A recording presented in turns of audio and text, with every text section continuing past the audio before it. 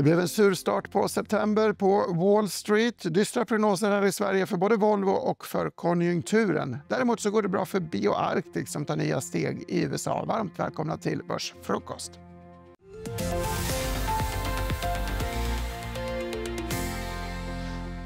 Det är den 3 september. Igår, 2 september, var den första handelsdagen i USA. Sura börser. Det hade vi också här i Stockholm. Det började försiktigt, sen ner 2%. Elin Wiker, dina tankar om klimatet igår? Jag tycker det känns som att vi helt enkelt vill följa säsongsmönstret på börsen. Att det är en saga som brukar upprepas i det här med en sur start på september och en sur hel september faktiskt. Ja. Vi har en bild som Bloomberg har ställt samman som visar historiken över september månader i och för sig i USA, men trenden är dystrare än andra månader, så kanske är prognosen självuppfyllande som du säger. Även om förstås ränteoro i Storbritannien, Japan har höga, långa räntor och även USA kan vara en förklarande faktor. Bland bolagsnyheterna så noterar vi en Nordea-analys rörande Volvo där man pratar om en försämrad amerikansk lastbilsmarknad. Det går dessutom snabbt. Ganska anmärkningsvärda prognosnedjusteringar tycker jag. Elin, dina tankar? Ja, det reagerar på att man skriver ner resultatet eller förväntade resultatet för 2026 med nästan 10% och hamnar nu under vad jag kunde se inför konsensus. Så att gissningsvis borde aktien gå ner på det här. Det här är inte vad man ville se. Vi visste att 2025 kanske inte skulle bli ett bra år, men förväntar sig att det skulle förbättras, och nu ser det ut som det inte ska så bli fallet. Ja, så kan man lägga 5 miljarder i tullkostnader som Volvo ska absorbera enligt analysen. Inte bara Volvo utan även Sverige är en besvikelse. Det är Danske Bank som skriver det i en konjunkturprognos med just besvikelse som rubrik. Det gör förstås den svaga tillväxten. Banken spår nu en räntesänkning trots fortsatt inflationstryck, men flaggar för att finanspolitiska stimulanser kan utgöra en motvind. Uppsägningarna har ökat, nya lediga jobb har minskat och förtroendeindikatorerna är fortsatt dämpade. Fortsatt dämpat är också tjänste-PMI. Det kommer visserligen in på 53,4 i augusti, men Elin, det historiska snittet brukar ligga lite högre än så. Det här är fortfarande ganska ljummet. Några intryck? Att vi i alla fall är över 50-strecket, och det är ändå ett ganska stort lyft från den lite då dystrare juli-siffran. Fick ju alltså industri-PMI-erna tidigare i veckan och de var också ändå på väg uppåt. Så att jag vet inte om vi kan räkna att det går åt rätt håll.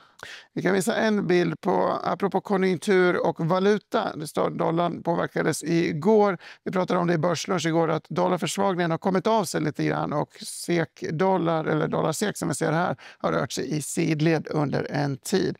Men från makroekonomin till trading och aktieköp. Både Avanza och Nordnet har presenterat lite svagare nettoinflöden i sin senaste månadsdaten. Ja, i alla fall om vi jämför sekventiellt, alltså med förra månaden, då är det negativt för både Nordnet och Avanza. Men det jag reagerar på är att om vi tittar och jämför med förra året så är det positivt för Nordnet, medan då nettosparandet för Avanza är negativt fortfarande, och det är negativt om vi även jämför med samma månad 2023.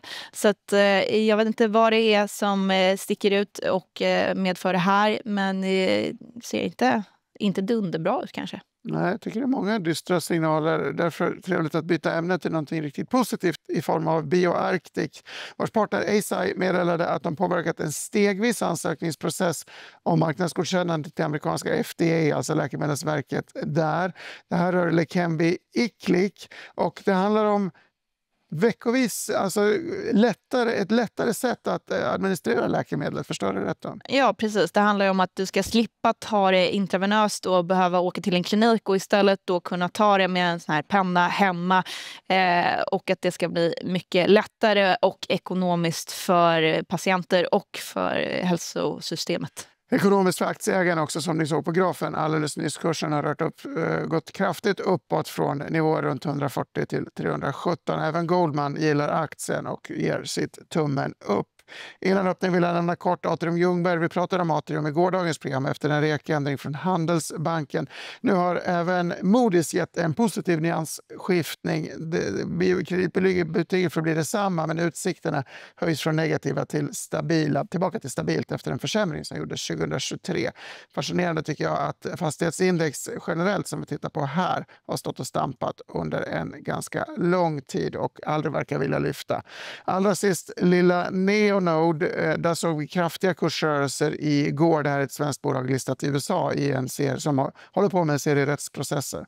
Exakt, och aktien var ner 14% igår utan till synes då nyheter, men sen i natt så kom ju nyheterna att man signerat den här förlikningen och att nu vi bara väntar på att få veta summan. Men jag tycker det är lite häpnadsväckande att aktien var ner 14% på då inga nyheter. Man undrar om någonting har läckt och i så fall om summan har läckt och den är en besvikelse. Jag vet inte.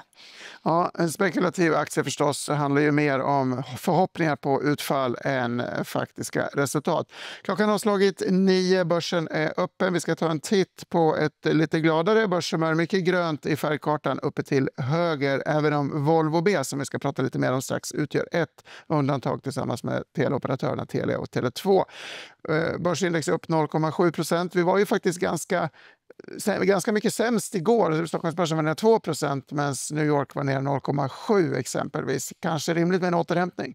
Ja, jag tänkte säga att vi stänger ju vid lite olika tider och vill lämna DAX som man ner ännu mer om vi ska försöka att inte känna oss sämst i klassen. Så det är lite glädjande att se helt enkelt. Det känns som att det är konjunkturkänsligt också som reser sig idag. Atrium Ljungberg som jag nämnde kort upp 1,8% kan tyckas anmärkningsvärt för en så pass subtil korrigering. Men nyhetsflödet kanske har vänt för det här lite lägre värderade fastighetsbolaget. Lundin Gold la jag in i sammanställningen också mest eftersom guldpriset på nytt noterade högsta nivåer i gårdagens börs- och marknadsoro. Volvo B-raset som jag befarade har kommit av sig. Aktien handlas runt nollan just nu. Det kanske var känt. Jag tog in, vi pratade om Scania-varslet här igår och även om det kom i förrgår, och konjunkturmotvind kanske inte är okänt för Volvos aktieägare. Någon reflektion där? Nej, jag tänker det. Aktien har ju också rört sig ganska sidledes senaste året och inte återhämtat sig från fallet under april. Så det kanske är vad marknaden har räknat med. Avanza Bank och Nordnet är båda upp mellan 3/4% och 1%, så även där får vi väl anta att marknaden hade prisat in förväntningarna. Allra sist på min lilla lista la jag Axfood eftersom jag börjat fundera mycket på om sänkt matmoms skulle kunna bli en marginalhöjare för det här bolaget som värderas ganska lågt. Jag vet inte om du såg min tweet igår, men jag var i en Axfood-butik och handlade och reagerade på att ett företag helt enkelt marknadsför en ny design på påsen, men de inte nämner är att den är 20% mindre i innehållet. Klassisk krympflation alltså. Vi ska ta en titt på pianot innan vi ska prata lite mer konsumtionstrender. Pianot visar alltså Stockholmsbörsens största bolag. Lite svårt att ta in, men som allt är upp utom teleoperatörerna som jag nämnde senare. Och Volvo verkar nu vara ner i den gula stapeln, ner 0,3%. Men inga stora rörelser. Atlas, Hexagon, EQT, ABB, Svensk Verkstad i topp tillsammans med Evolution långt till vänster på de här staplarna. Google byter vi till. Google var en vinnare på i efterhanden igår kväll. Varför det? För att det nu är så att man inte kommer behöva då sälja Chrome, den här väldigt lukrativa, vad kan vi kalla det för, webbläsaren, som har varit även i alla fall tidigare när man varit i jag glömmer bort vad det heter, i domstolen. I domstolen, ja, lättnad. Däremot var det kraftigt nedåt för Kraft Heinz, alltså ketchupsås och matjätten som Warren Buffett är storägare i och var med att slog ihop 2015. Nu ska man brytas isär, det gillades inte marknaden.